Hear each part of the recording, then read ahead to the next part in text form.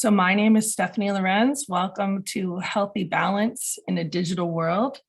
Tonight's presentation, a little bit about me. I've been a faculty member here at Golden Valley River School since 2001. I'm a parent of 2 Golden Valley alumni. And really what I'm doing is just sharing a passion that I have that in life that I've been striving for balance in the digital world while still maintaining a healthy respect for technology's current role in modern education. Ultimately, I feel that technology is the tool and that we are the users. We are in control, and considering that, at all times, we should be deep in reflection of the intents and purpose of usage. Along with that, a key component of cyber civics, of course, are one's own discernment of your personal ethics. And of course, those that are in your family, your values, your family's values and system of what works for you. And then ultimately, tonight's presentation will be really a lot about digital citizenship, our digital footprint, cyber civics, and then of course, an overlay of the developmental appropriateness of technology. So I'm the assessment coordinator here at Golden Valley River School, which means a large part of my work is bringing technology to Golden Valley students in grades 3 through 8. I meet with every class once a week. And I'm either bringing keyboarding or I'm bringing technology classes. So the students are learning to use Chromebooks with the intention that they're familiar with the device, that they will be required to take standardized testing on those devices. We practice. In fact, last week I was in the 3rd grade class and our 3rd grade teacher calls it a wonderful challenge. So the students just considered it practice, they had fun, and we just knocked it out of the park. So my goal is to bring something that is required to be a California public school, what we do here in California, just like all the other public schools, but to bring it in a way that is healthy for our children and meets the needs of our current educational climate. Personally, I have been working with balance in technology. I came to a conclusion in 2016 that social media was really damaging my own mental health. So I decided that I needed to deactivate my Facebook account. At that time, I was deep in reflection, already working, teaching cyber civics, working with children, and thinking about my use of technology. That in the evenings, I'd often be home alone. My husband was working out of town quite frequently then when my 2 children were young. And I'd of course get on my smartphone, my iPhone, and start scrolling through Facebook. And over time, I realized for me personally, I was seeing things I didn't want to know about people. One day in particular, I realized I was at the grocery store and I saw someone that I thought I recognized from Facebook. Someone who was my friend on Facebook, but I didn't really say hello to them at the grocery store. I thought about that for a long time afterward and thought I might have just recently liked a meme they'd posted, but I didn't bring myself to say hello. So over time, I realized this was important for me personally, but I did struggle. I found that I had FOMO, and I learned what FOMO was from other friends, fear of missing out. I'd be engaged in conversations with people and I didn't quite know what they were referencing. Sometimes they were jokes, sometimes they were things that they'd seen online, pictures, social events, and so on. But over time, the FOMO has really lessened and I realized my quality of relationship is stronger with people. So now if I see someone at the grocery store, I'm going to say hello. Ironically, I have 2 teenagers who are active in social media. And my role as a mother for them is to continually be in conversation. It is something that they have access to, yet on a device that our family provides them to use. So ultimately, it might be their social media, but it's mine to peruse at will. But I often just ask them to share it with me. I find that's been really wonderful just to see what my children are watching, what they're looking at, who they're getting to know. My youngest just started high school this fall. And so really just kind of trying to view it through their eyes. Again, always engaging in conversation, coming from a place, trying to be really free of judgment so that I can remain open and just listening to what they have to say. I found that's been pretty successful so far, that our conversations are really healthy and active. There isn't much I'm surprised about in their lives these days. Secondly, working here at a Waldorf charter school in 2014 was when my job really pivoted and I became the assessment coordinator. The room that I teach in, that I'm sitting in now, became the computer lab. I kind of fell upon something really magical that summer. I was at the Steiner College doing the art of science and math, and I met a fellow Waldorf mentor who mentioned that there was a program that had just begun down in Aliso Viejo in Orange County at a public Waldorf school called Cyber Civics. So I came back to school that fall. I talked to Lee Pope, our curriculum specialist, and I said, is there any way I could go down to Southern California and for a weekend and take this training? It's all about digital citizenship. It's all about cyber civics. I think it would be really worth my time. And I can't tell you or thank you enough for just following my heart and going there, because this is the book that I'm just going to talk to you about pretty much all night long. So I'll reference it. You can see my copy is really marked up. And I encourage you all to get your own copy if you're interested. The name of the book is Raising Humans in a Digital World. The author is Diana Graeber. And she not only is the author, she's the co-founder of CyberWise, which is a leading online safety and digital literacy organization. I put the URL up here. I highly recommend all parents check this out. You can subscribe to their newsletter. It's free. It is wonderful.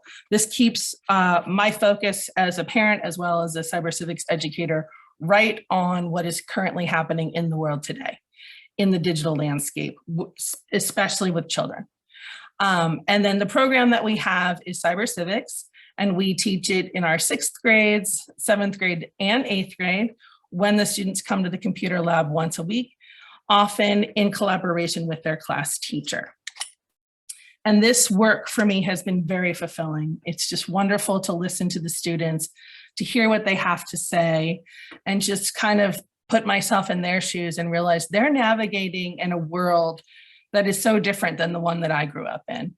It's so different than the one that they grew up in 2 years ago. So this year, when I first went into starting 5th grade, I was real honest. I just thought, let's have this conversation. And it was a group of children, the majority of which I was familiar with. And the last time I had spent time with them was when they were in 3rd grade. In fact, on March 13th of 2020, I would push in every Friday afternoon, 4th period, with a cart of computers, and they would do keyboarding. And then, as you know, things dramatically changed. And I didn't see these children regularly. Every so often via Zoom, if I popped in on their Zoom with their class teacher, or a few when they came back last spring in the hybrid format, but I didn't push in with a cart of computers. And so this year, when they were now in 5th grade, the very first class, ironically, this class that I used to have on Fridays is now on Mondays. So I push in and I say, let's have a conversation. The last time you saw me was every Friday for 1 hour. And now you're in 5th grade and you're going to see me every Monday for 1 hour. And then we kind of established the time. And I said, let's look at this. When you were in 3rd grade, I came for 1 hour here at school and you were on computers. You're now in 5th grade. I come for 1 hour. You're on computers. When you weren't in school all this time for the end of 3rd grade and the majority of 4th grade, the only way we really could see each other was through computers. And I asked them, how many hours do you think you spent on a computer in a day? And it was really interesting to just listen to them unpack all the things that they wanted to share that were relative to this experience in their lives. And I just felt like, let's just clean the slate, talk about where we've been, where we are, and what the future holds. It was really amazing to hear the children talk about screen fatigue. It was really amazing to hear some of the children say, well, I know that I had lots of Zooms, more than just my Zooms with my class, because then I would have another Zoom with this person, another Zoom with that person. And then sometimes I'd want to play a game after school. So it was really interesting. And of course, a game online. It was just really interesting to listen to the children and understand where they've been and where they're going. So one of the coolest things that I think Diana Graeber has done is she's definitely a realist. She does not prescribe to the theory of having technology be the forbidden fruit. In fact, she worked at great lengths with Patty Connolly, who is a leading Waldorf educator as well. And they developed this concept of digital on-ramps. Now, this is not a guideline. In fact, if anyone thinks this is what I'm recommending, that is not true. This is really what they're saying is a healthy approach to technology if you're choosing to bring technology to your children. And let's really understand what they're talking about. They're talking about the human connection in relationship to technology. So if you have a child and you have family and loved ones, just like we were living in this recent pandemic, and the only way to have contact with them would be on a video conference. And so notice that they emphasize with your child on your lap and the parent really providing explanation. How important that is for our children to understand that they're not just put in front of the screen by themselves.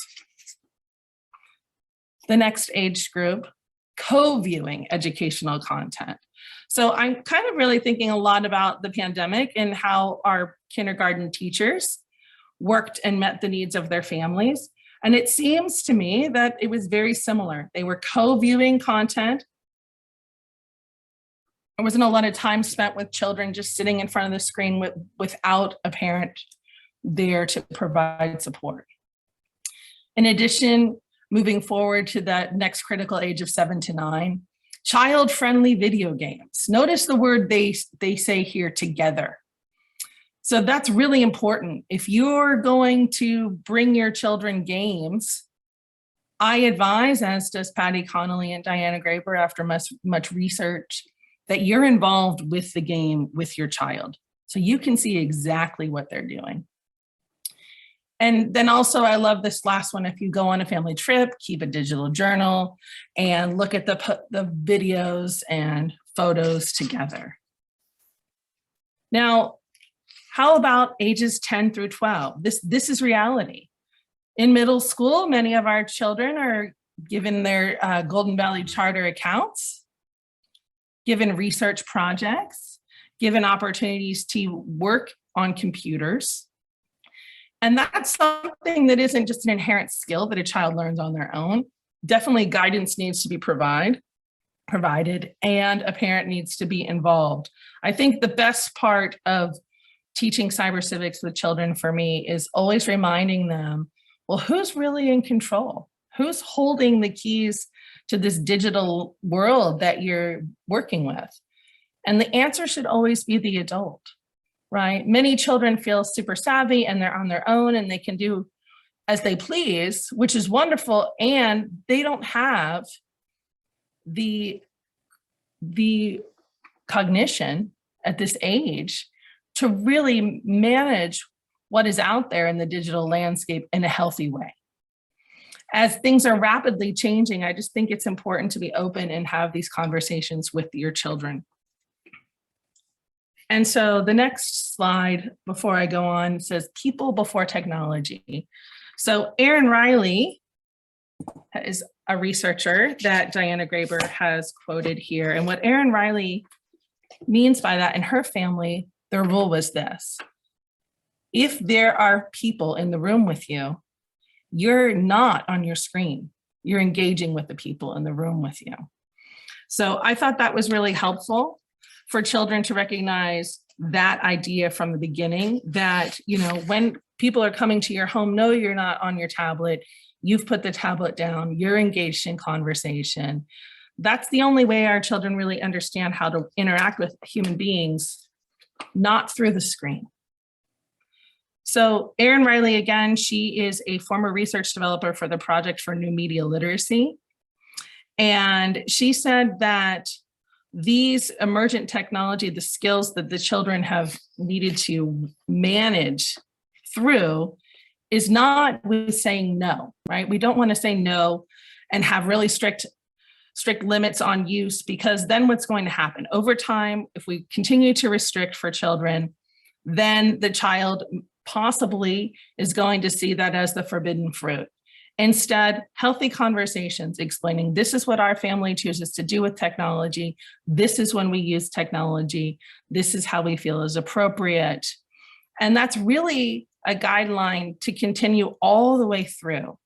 Again, having high school students who are navigating the digital landscape is really an interesting experience for me. My youngest, both of my children play high school sports. My youngest is recently in a water polo match against another team, came back, and we were driving home from the match, and my child said to me, you know, Mom, I really liked that person that I was defending. After the match, when we were high-fiving, she said, oh, who's number 17? And I said, I am. And then she wanted to exchange snaps.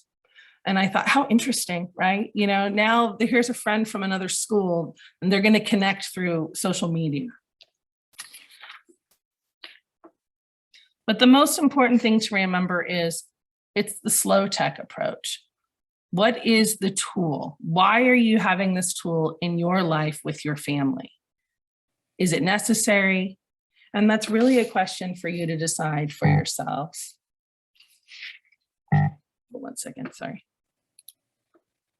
The digital citizenship, the virtues that are really the pillars recommended from Diana Graeber in the digital citizenship of CyberWise: honesty, compassion, respect, responsibility, and courage.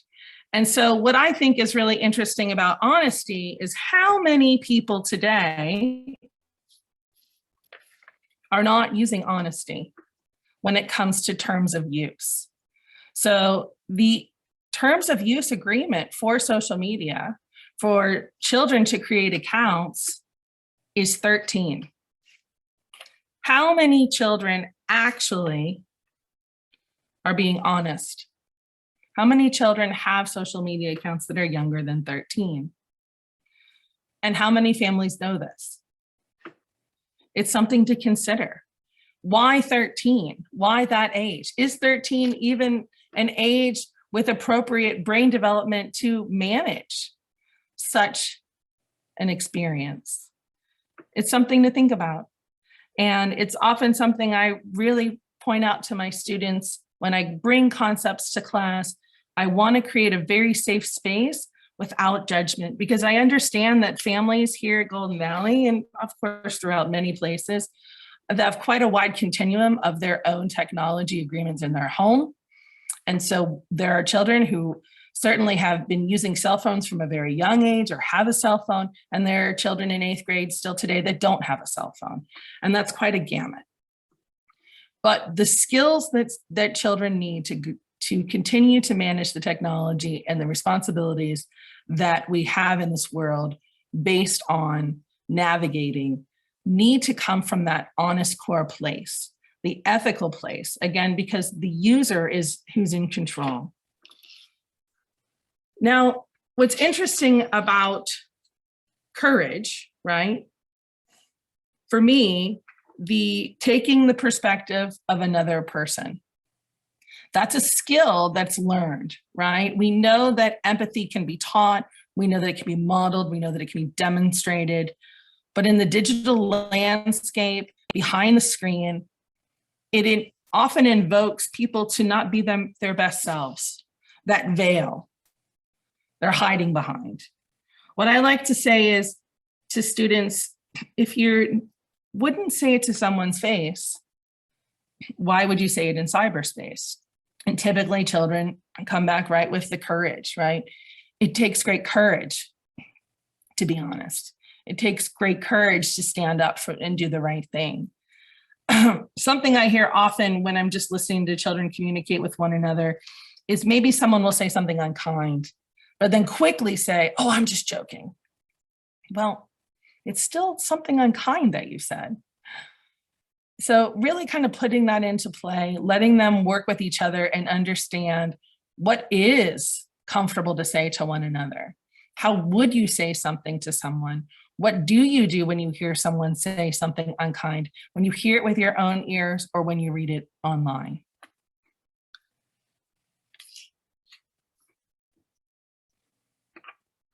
The most important thing for us to think about also with the ethical thinking is over time how children understand things initially from the concrete, right?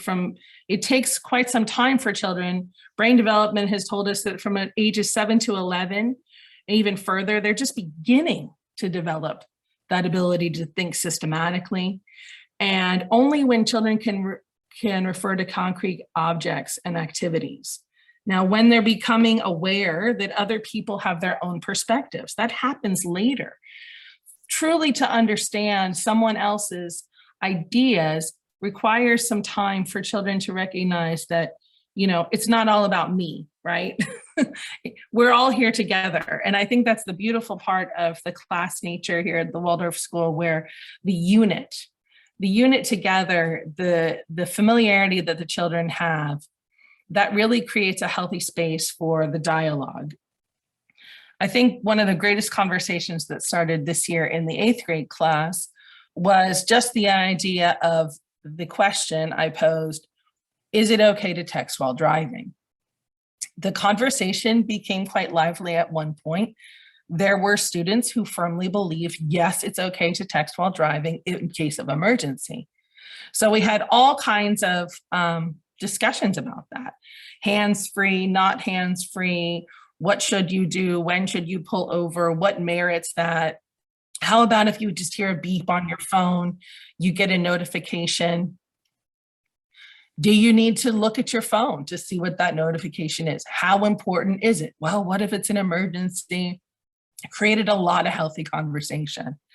Again, it just showed me that some children are certainly, in some respects, really still developing those skills of discernment to decide what's important and what's safe. But I reminded them of 2 people I knew just recently who had been in some serious car accidents, one of whom was hit by someone who was texting while driving. And it wasn't just to lower the mood, it was just to remind them that the things that have changed dramatically in our lifetime, of where some of the greatest number of car accidents and fatalities were from drunk driving, now it's often a distracted driver. It's something to think about. Again, who has the power? The user or the device? I think personally, I just try to get them to be thinking about what works in their lives. I would never want a child to go home and shame their parents.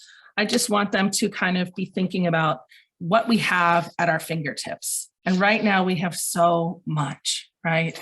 The cell phone itself, the pros and cons of technology that we recently explored in 6th grade, just the other day. This is what the students came up with.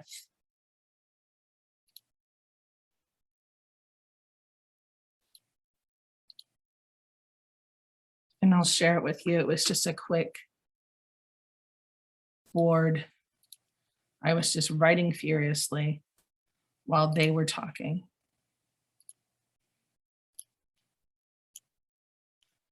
So I invited them, pros and cons. Nearly everyone listed 1 or 2, if not more than 1 or 2.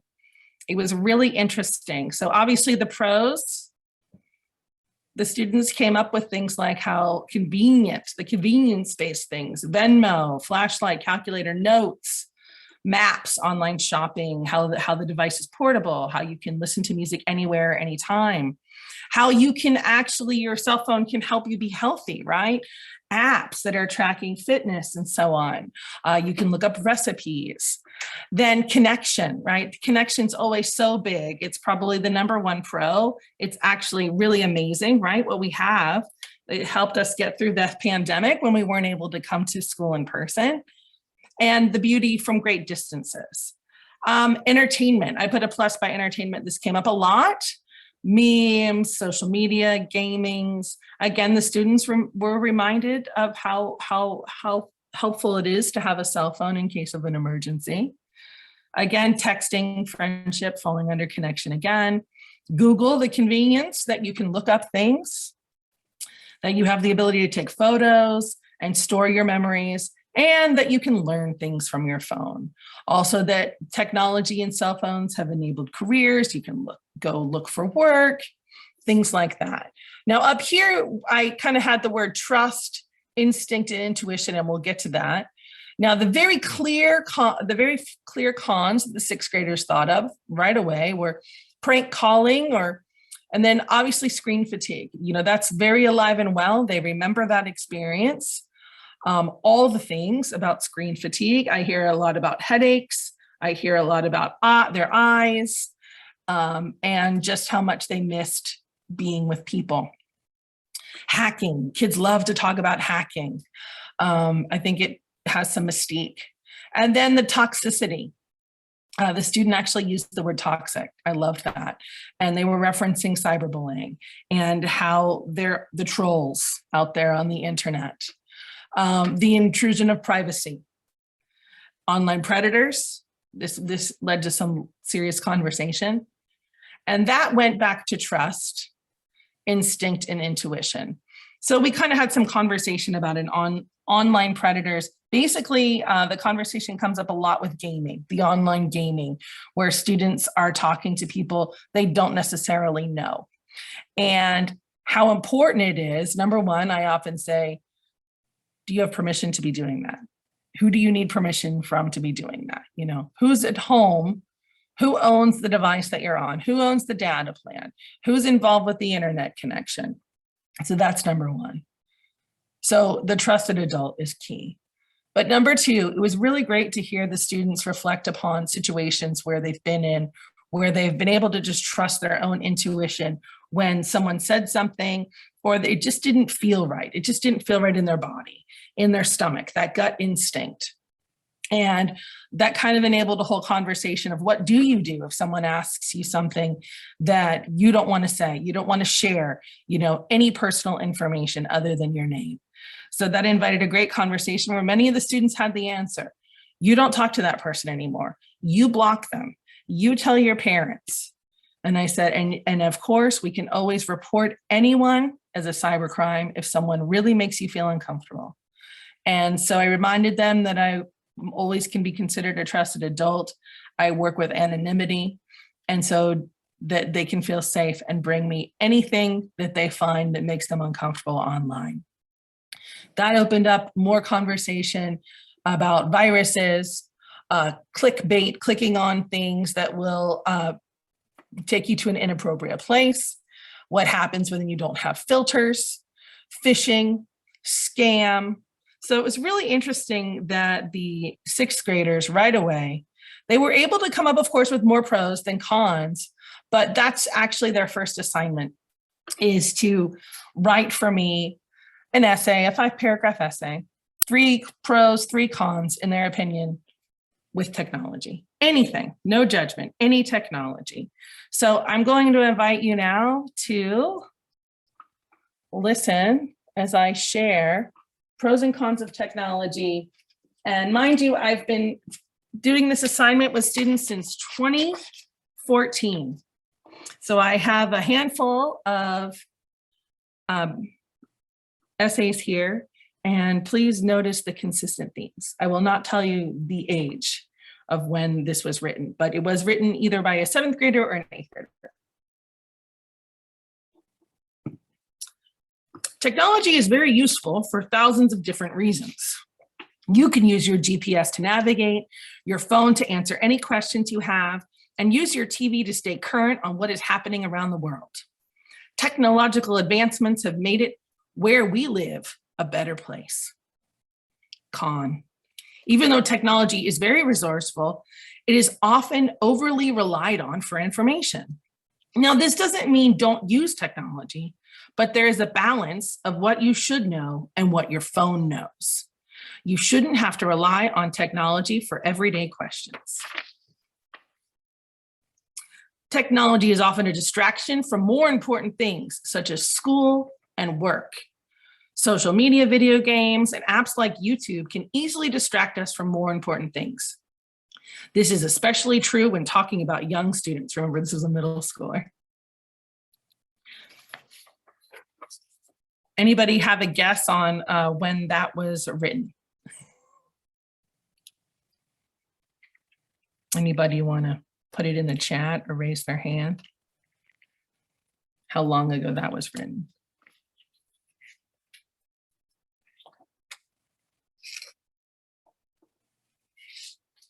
Well, it was written in 2015.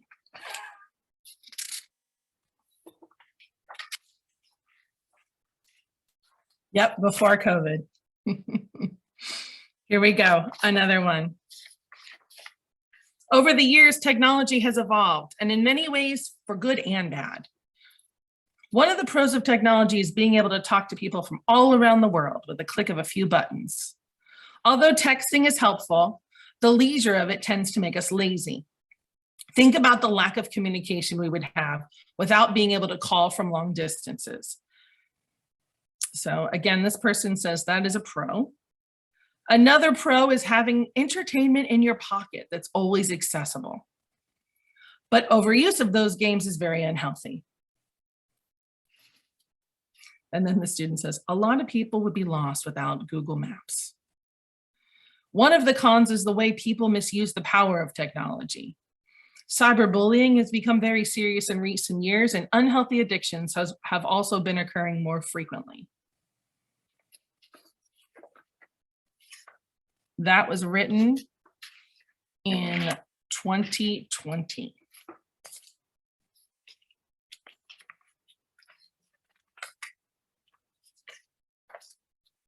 Cons of this next one. Addiction. Technology is expensive. It's nearly impossible to keep up with new types of devices and trends. If you were to buy each new phone that came out, it would be a waste of money. Money could be used for more useful things, such as donations to people in hospitals. Then this student's conclusion is, technology is fun and helpful, but should be used with awareness and caution. We all should have an equal and balanced time between technology and the world in front of us. I think that was also written in 2019.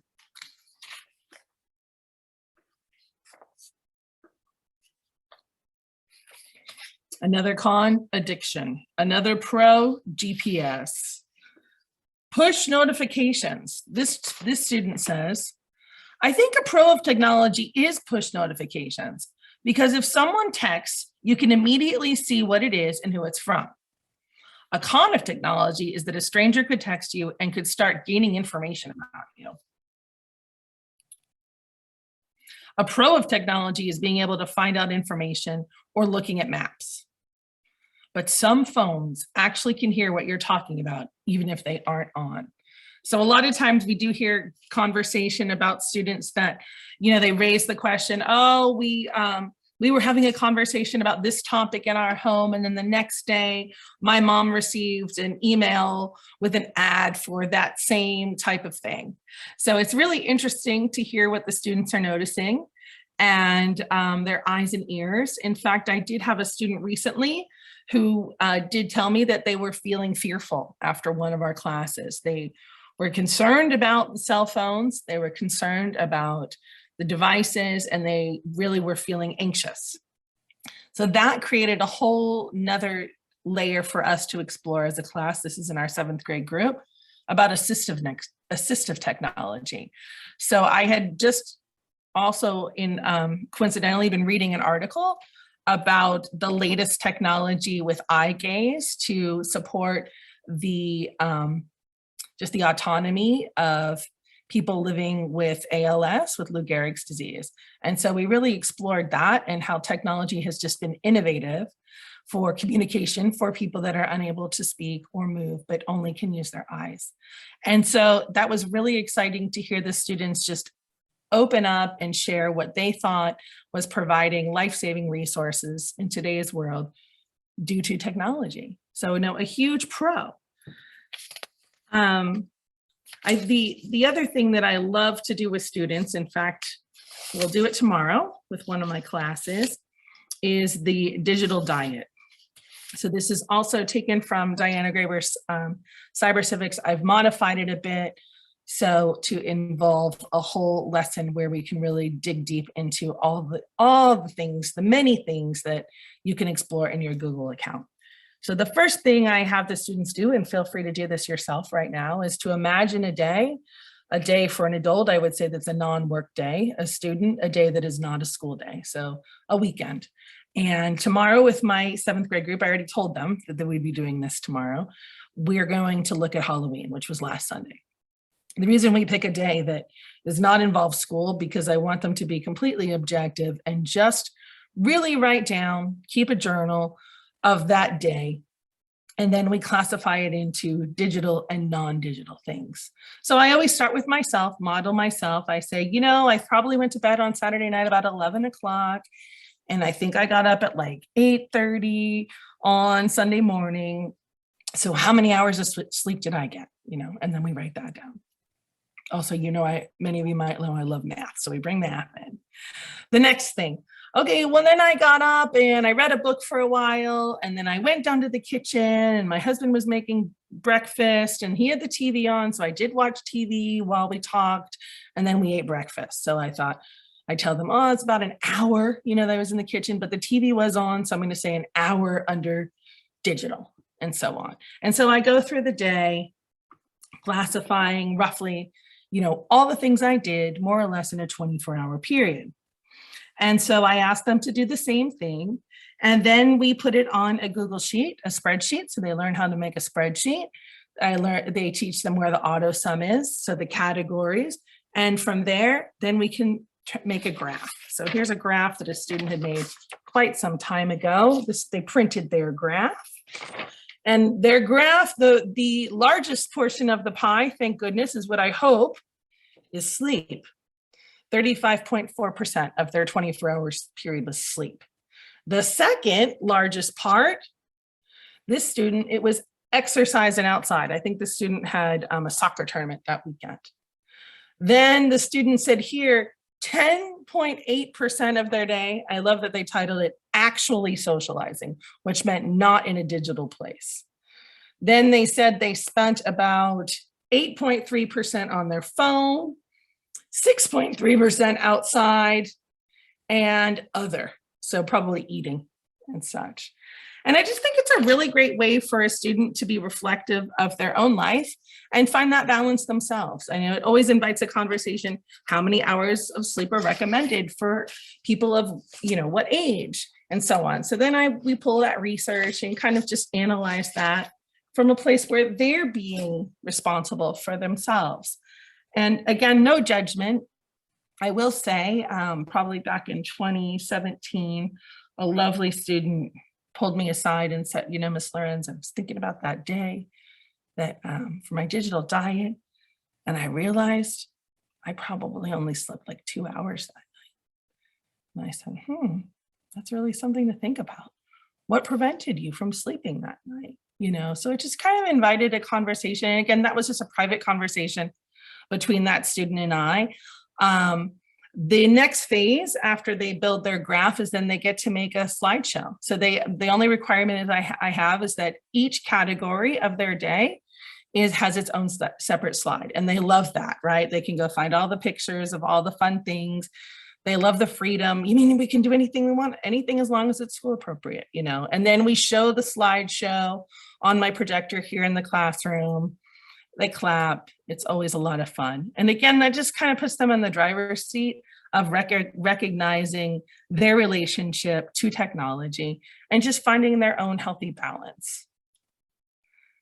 So the next thing I'd like to talk about is related to the new media literacies. And again, this is research also in the book that's being highlighted tonight, Raising Humans in a Digital World. But this was research done by Henry Jenkins. And one second, I'm just going to grab the page that this is from.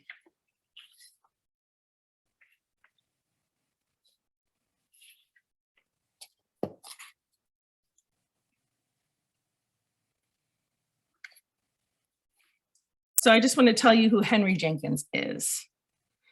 Henry Jenkins had written, let's see, one moment.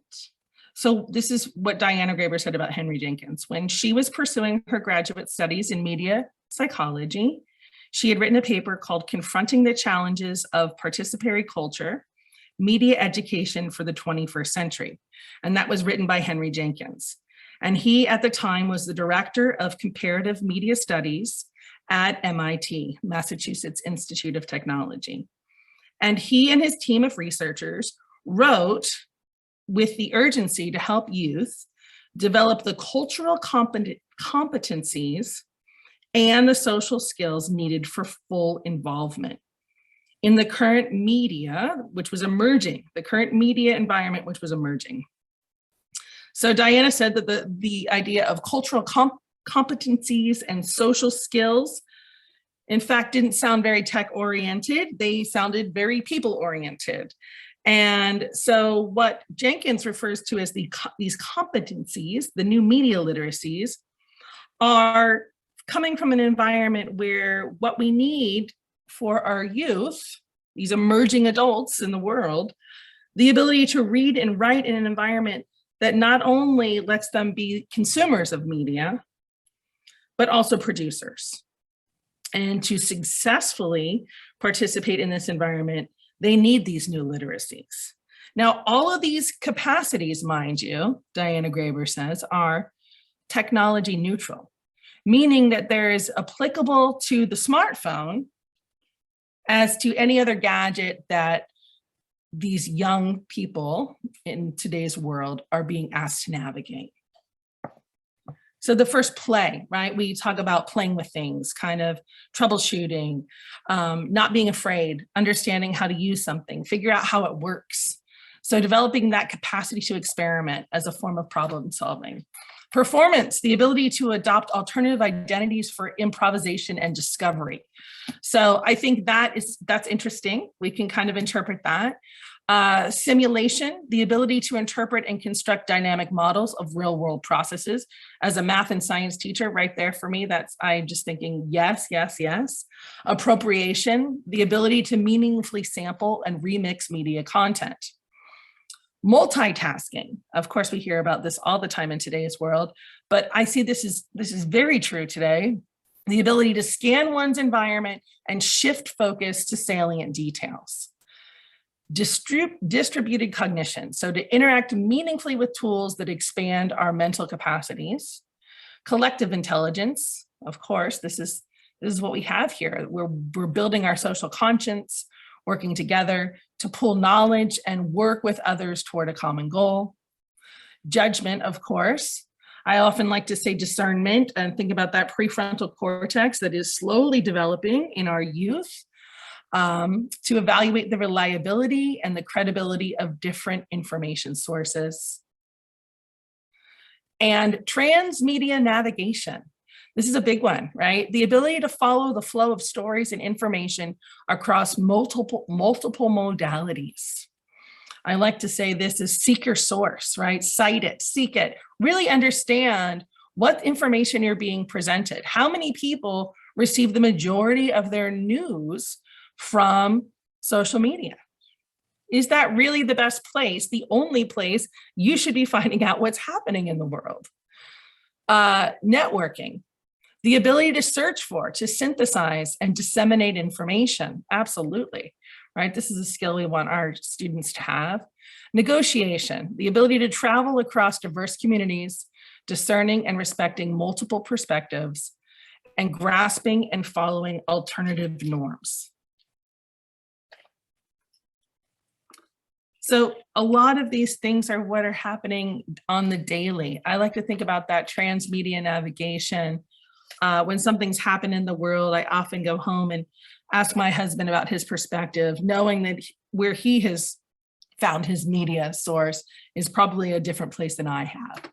And just kind of understanding what's out there in the world. It's really a choice, right? The biggest thing that we have is everything we do is a choice, every moment. And I think for children to recognize that really early on is so helpful when it comes to technology and the great responsibility it takes to work with technology. And again, reflecting on those virtues, being respectful, having empathy, using courage, being an upstander.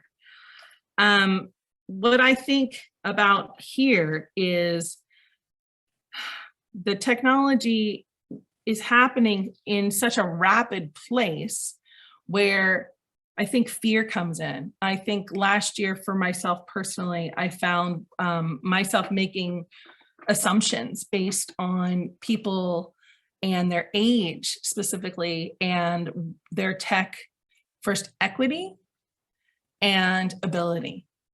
And so I really had to kind of look within myself as someone who was navigating in the tech world and supporting Golden Valley to provide digital education to their students with distance learning, supporting teachers and parents and students. It just really was really a great time for me to reflect upon the role of technology. And again, the usefulness, the intention, and the power. I feel that if we kind of look at it with reverence, right? The amazing things that have come to be in this world today as a result of technology, for me, that helps develop healthy relationships. Now, of course, we have all the things that people are worried about, right? The parental controls. When should you give your child a cell phone? Let's just talk about Snapchat. Let's be honest and clear that there are algorithms that have been created to completely, continually feed a narrative on whatever thing that you're logged into. The power for good. How do we use our power for good? This presentation that I'm giving tonight is not to be in any way political.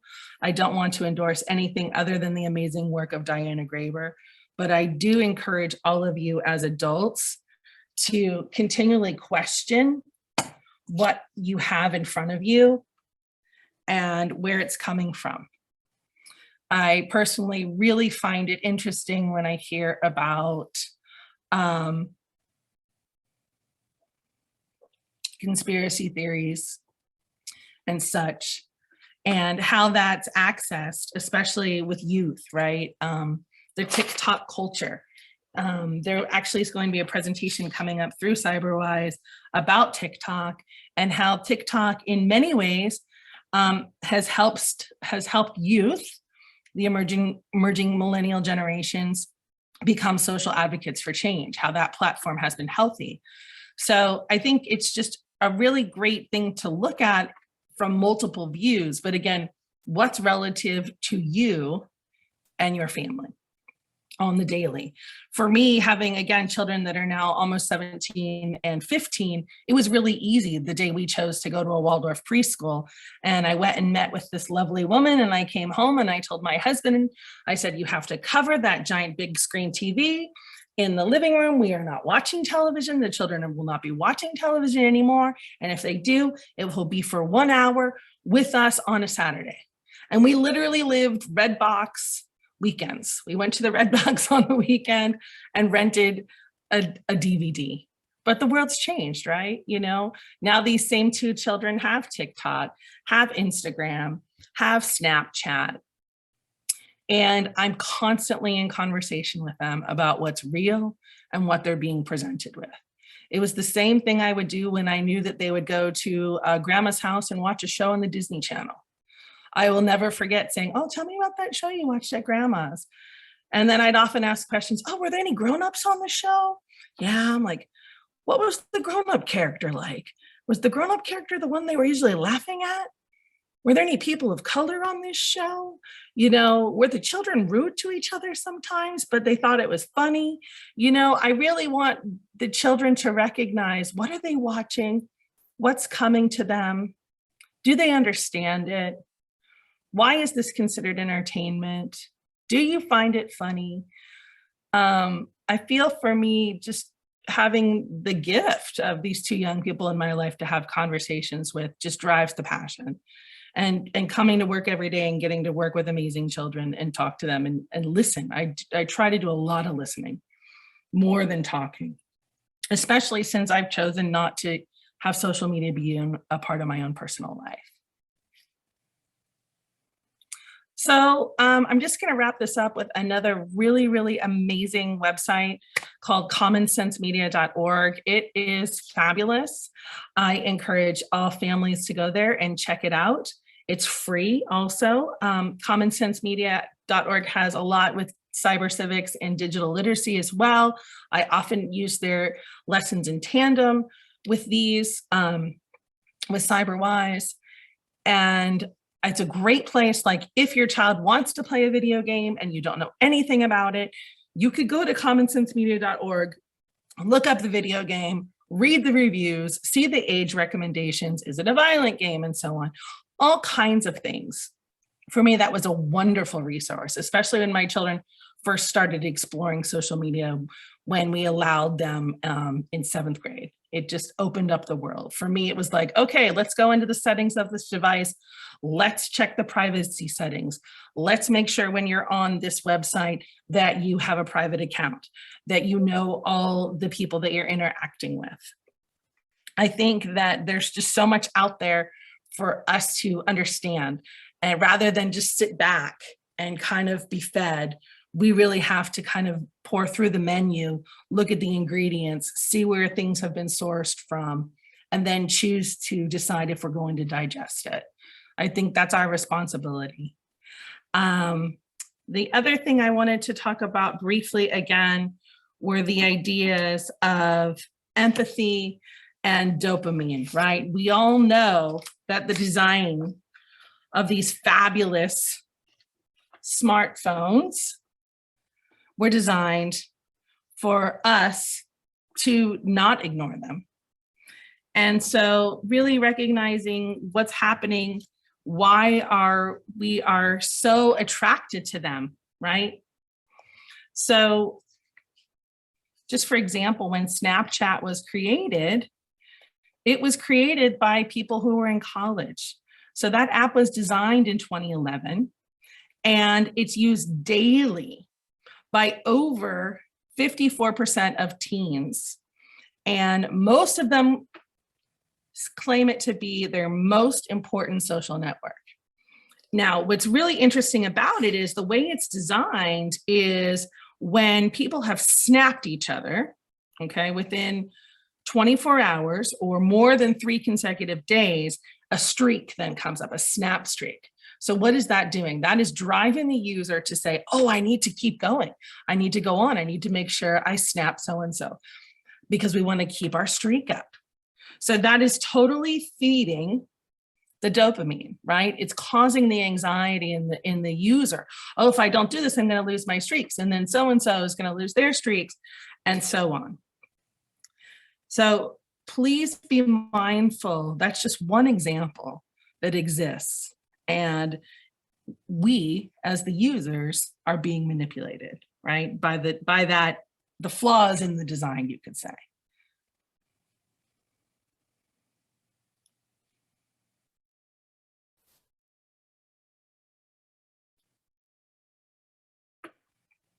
So I'd like to open this up for questions. I feel like I've done a lot of talking and I'm really interested to see if anyone has any questions that I could answer tonight.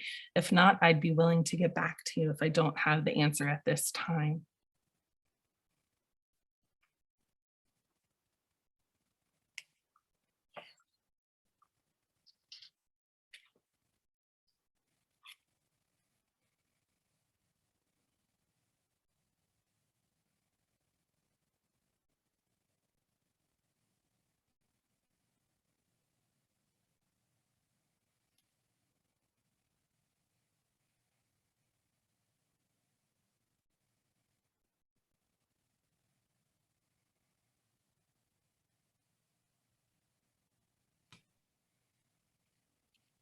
You get a chat from April. I don't know. She sent it to you also, just wanting you to know that this was amazing and she has no questions, but she's just so thankful for this offering. Oh, tell her thank you. I did not see that chat. So yes. And I could put my email. Amala, do you want to put my email in the chat so everyone can see it if they want to, or I can, everyone in meeting. Yeah, if you want to reach out to me directly anytime. I try to have a healthy balance with media and email as well. I don't check it often on the weekends. And I don't have push notifications. Good for you. It's a choice. It's all a choice. No judgment. What works for you. Thank you, Joyce. Thank you so much.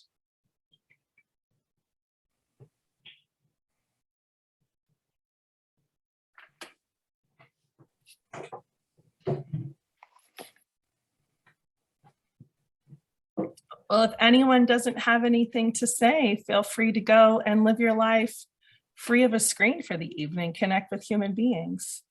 That's what I'm going to go do. Eat healthy food, get a good night's sleep, all the things. Thank you. Thanks, Steph. Thank you, everybody. Thank you all. Stay well. Take care. Great night. Bye-bye.